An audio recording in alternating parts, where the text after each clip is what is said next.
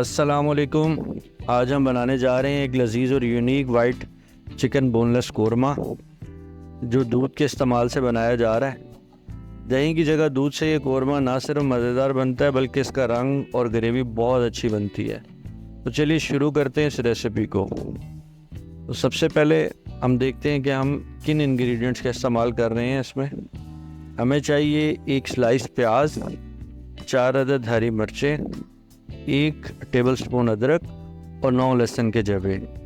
اب ہم نے کرنا یہ ہے کہ ان تمام چیزوں کو بوائل کر کے سافٹ کر لینا ہے. جب یہ تمام چیزیں گل جائیں تو انہیں گرائنڈر میں ڈال کر اسموتھ سی پیسٹ بنا لینی ہے. اب ایک پین میں آئل ڈال کر چکن کو فرائی کریں گے.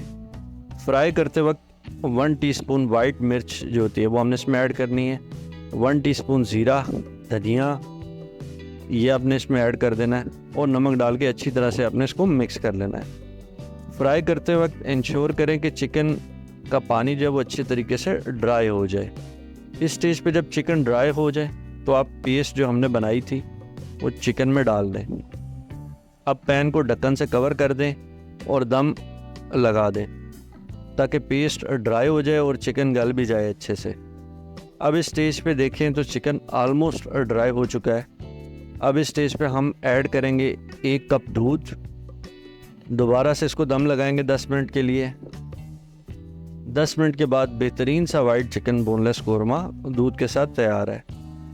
اس کے اوپر تھوڑی سی کالی مرچ ڈال کر آپ اس کو گارنش کریں اور یہ مور دین انف ہے گارنشنگ کے لیے، اور اس کو آپ سرو کریں.